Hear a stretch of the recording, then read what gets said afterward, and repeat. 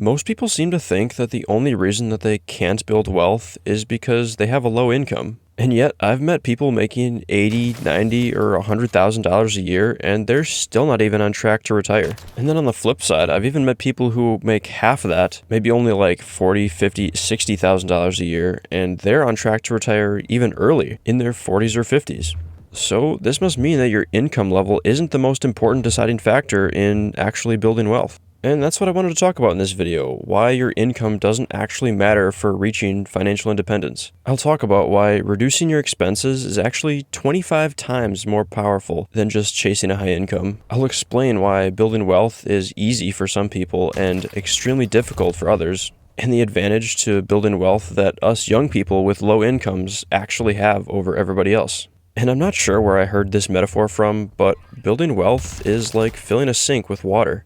I know that doesn't make much sense right now, but give me a second to explain. Like all metaphors, every part represents something different. Like in this case, turning on the faucet and the water flowing in is a representation of the income you earn, the money you make. And the sink drain represents the money you spend, or the money you have going out of your life and out of your bank account. So like all of your expenses and the stuff you spend money on. If you're trying to fill up the sink with water, like to wash dishes or something like that, even if you have the water going on full blast, it's not going to fill up the sink at all if you have the drain wide open. But if you plug the drain, even a small trickle of water will eventually fill up the sink if you give it enough time.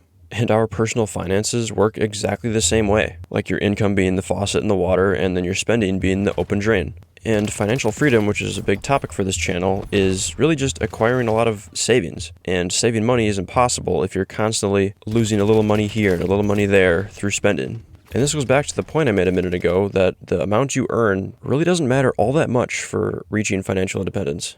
Now, to talk about why everyone thinks that a high income will instantly make them rich, for like 90% of people, it doesn't actually work out this way, and usually they end up in the exact same financial situation as before.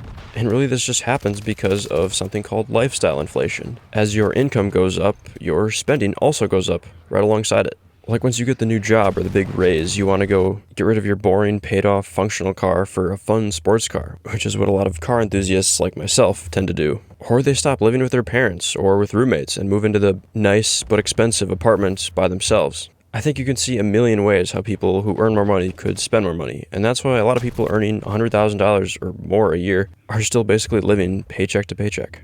And of course, I'm not dumb, earning a high income does make building wealth a lot easier, but only if you have the right systems in place beforehand.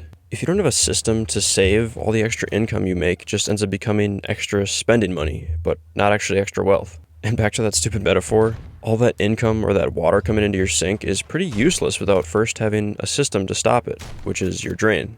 So really, the first step in building wealth isn't asking the question, how do I earn more, but really, how do I keep and save more? So we all want to retire eventually, right? And the first big question to ask before we retire is, how much money will we need in retirement? How big is your sink that you need? Is it a small sink in like your bathroom or something, or is it a whole swimming pool?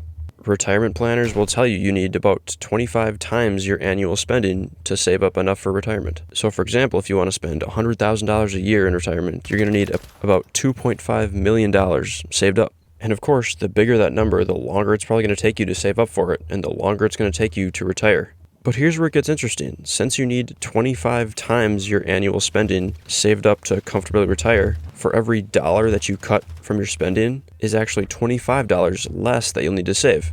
And that's why reducing your expenses is actually 25 times more powerful than just earning more money. And since I talk about financial independence and retiring early on this channel, since it is a big goal of mine, I don't want to work any longer than I have to. So that's why, especially in my 20s, I'm really prioritizing cutting my expenses and finding ways to live cheaper so my retirement number isn't so big. And there's another thing you have to factor into making more income, and it's something I've seen as my income has grown over the past few years: taxes. Having a higher income is nice, but you just have to accept the fact that more of it is going to go to the government. And there's nothing wrong with that. Paying taxes are obviously a good thing.